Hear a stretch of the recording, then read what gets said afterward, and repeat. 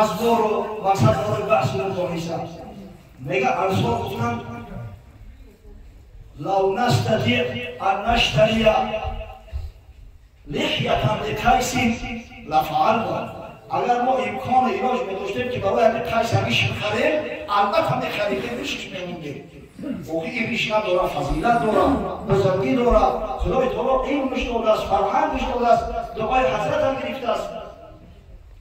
Ҷавони бохират бинӣ, бирав дар солу маҳман гар, ки беҳтар сола доное зи 50 сола гомӯхта. Ман аз илмам адаб гӯям, то аз пирӣ сухан ронӣ, агар пирӣ шараф будӣ, буди иблис бозитар. Ҳамин фақат ба ҳамин қимати солу ба сину соли калон агар одам ки шараф биёфт, хорасудаи шайдони ҳамаи фармудар. Шараф пирӣ бираву аз ҷавонӣ иззат овардааст. Вагарна пири ҷоҳилро ки гӯяд аз ҷавон беҳтар. Амри Парвардигорро бибинед ки воқеан ҳамин қайс баъде ки калон ҳамшид, худованд ишиш надод. аз ҳама қоматбаландтарин шахс дар ҳамун замон азм аст. аз ҳазрати умар қадрш баландтар. агар мегӯяд дар бораи хар суол кашид, ҳатман пош дар асли кашида медад. бисёр соҳибҷамол буд, аммо қудрати илоҳӣ дар он гунаи виш надошт. дар миёни соҳобаи пайғамбар саллаллоҳу алайҳи ва саллам ду танҳари кӯсоҳои мутаваллики бузург буданд. яке ҳамин қайс ибни саъд ибни убода, яке ҳазрати абдуллоҳ ибни зубайр, ки ҳар ду ҳам бисёр шахсои наҷибу бузурганд. абдуллоҳ ибни зубайр, ки ҳар ду ҳам бисёр шахсои наҷибу бузурганд.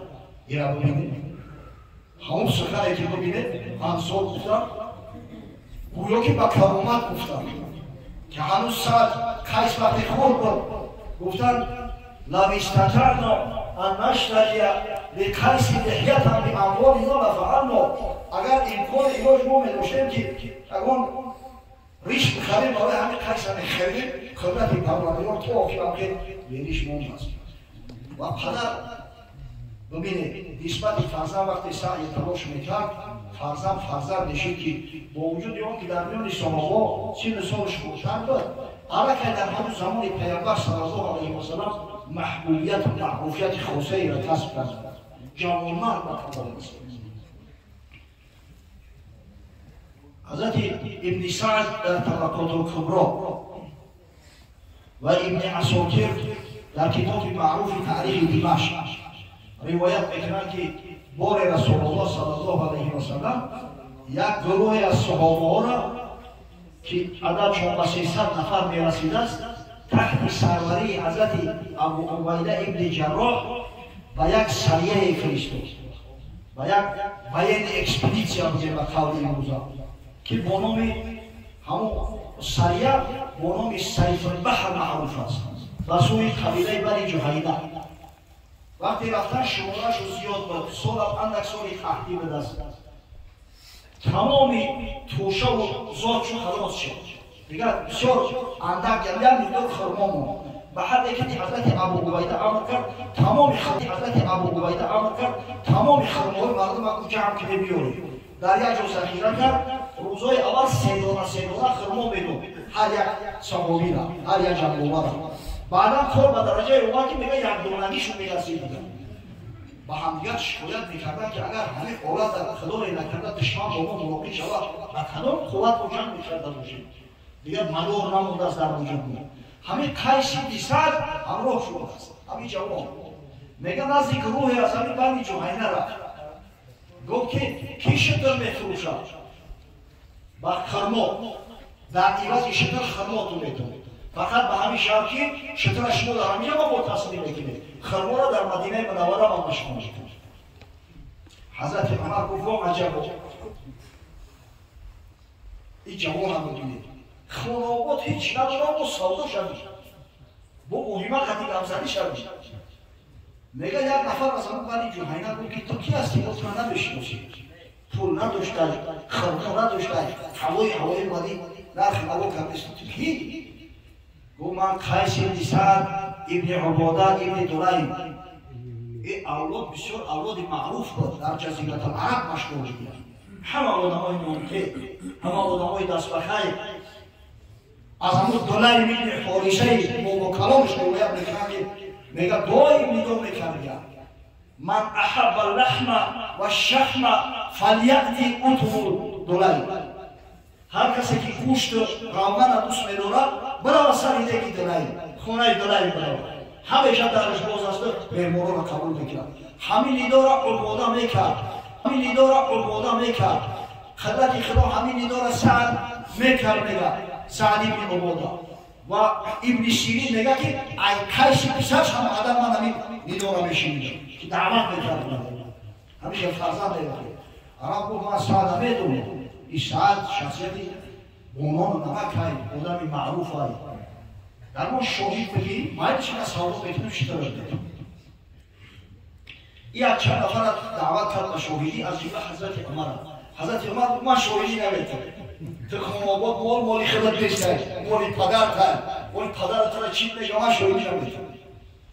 به هر وجه صورت میگه بر روایت اصح 5 شتر خرید 5 شتری نه هر شتری را به یک روایت میگه به یک وسق خورده به روایت دیگه به 2 وسق خورده است. اگه یک وسقش 60 ساق میشود ساق در مذهب امام اعظم ابو حنیفه رحمه الله 3 کیلو و 200 گرم پس یک وسقش در حال کرده بگیم 192 کیلو. تصور کنید 5 شتر اگر هر کدامش یک وسقی خریده باشه 960 کیلو خرما میشود. او عرب دعوا کرد گفت حتما اینو خرمای سعد میدی. خرمای سعد ابن عباده بهترین خرما بود از در مدینه منوره. خرمای مدینه را میدونه که تا امروز در دنیا نظیر نداره.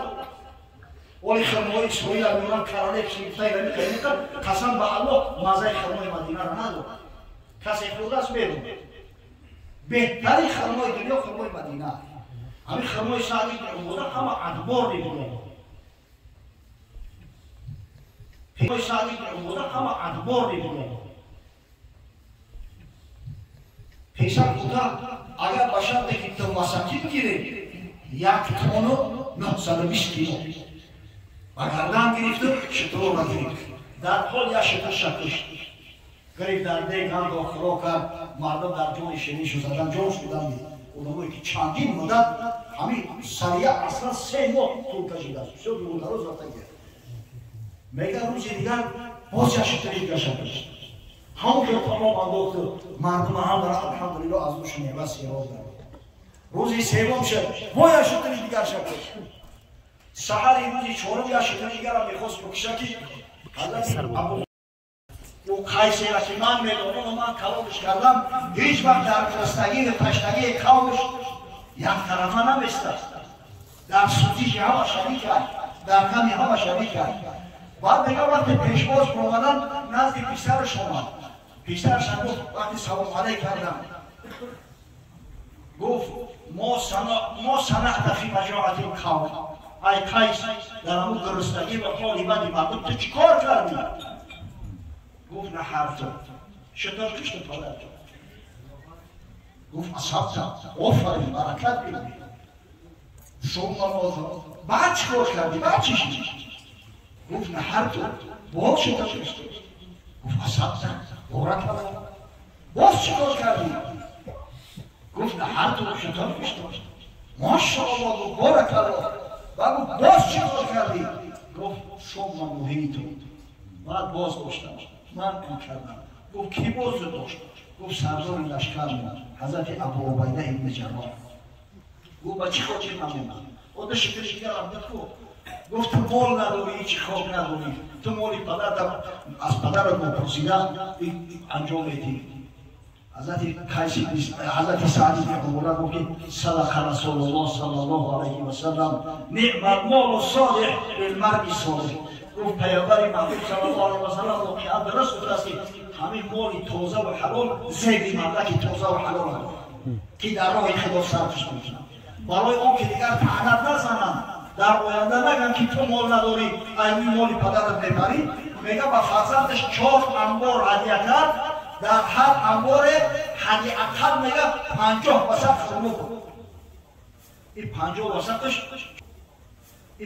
وسقش 4 تن 600 کیلو میشه در هر انبارش که من بعد اینا عیسی به مال خودت که با کسی طعنت نزنه که مقصد اما این ایمونی پدرش هم بری او خرج اگر از کیسه یوران بود خاطبی توی شدن رسول بود یا من فعلت نزنم میگه حضرت ابوبکر صدیق حضرت عمر فاروق گفتن در نزد پیامبر صلی الله علیه و سلم که لو ترکنا هذا الفتى لسخائه لاحلق مال ابيه اگر ما بچه که من نمیکردیم اگر میگذاشتیمش به همون سخاوتش تمام مال پدرش همش مردود میگفت میگه هیچ به دست پدرش نمیدن میگه حضرت سعد بن عباده با تبسم گفت یا رسول الله ابن ابی قحافه و ابوالخطاب یبخلان علی ابنی یا رسول الله پسری ابی قحافه یعنی ابوبکر صدیق حضرت عمر خطاب گفت با فرزند من بخیلی کردیست در سخاوت در جودش و حضرت صلی الله علیه و سلم یک سخنی تعلیقی را گفت این الجود شیمت اهل هذا البیت بیشک شما جوانمردی سخا مردی خیر احسان خصلت حمیده عقل همین خدمتان سبحان الله این را ببینید من خدا کنه که ما را وقتی محفل معرکه ایشید یک شخصی خدمت کرده در دین دیدیم یک شخصی صاحب علم دیدیم یک شخصی حافظ قرآن حامل قرآن دیدیم سعی کنیم که برای فرزندان طلب دعا کنیم در حق فرزندان دعای خیر کنیم برای همون فرزندان خودمون نمونه عبرت بشه سعی کنیم که بوده اگر جوانمرد نمیشید پسرش قیصر جوانمرد نمیشه اگر ایشون خوری بود که جوانمرد نشود فرزنداش جوان نشود خدای بزرگ در امر جانش در امر جان فرزنداش در امر جان مهماناش برکات نصیب فرماید پروردگار بزرگ و شنیده‌ها و گفته‌ها عمل کردن برای ما شما را نصیب روزی بسازد خداوند بزرگ محفل خیر مبارک بگرداند پروردگار محمد حمید ما را به همین نام بزرگ سزاوار حافظ قرآن عالم با عمل محب خدا و پیغمبر به کمال برساند خدای بزرگ خیرات احسانات اهل خاندان را به دربار بی‌نیازش قبول فرماید والدین محترم شما پدر و مادر را که برای جوانمرد شدن این بچه‌ها سعی تلاش زیاد کرده در بحبوحه جنت مستقر بگرداند و از جمال بی‌مثالش و از شفاعت حبیبش محمد صلی الله علیه و سلم بر خدا و نصیب سازد ربنا افتح بيننا وبين قومنا بالحق وأنت خير الفاتحين برحمتك يا أرحم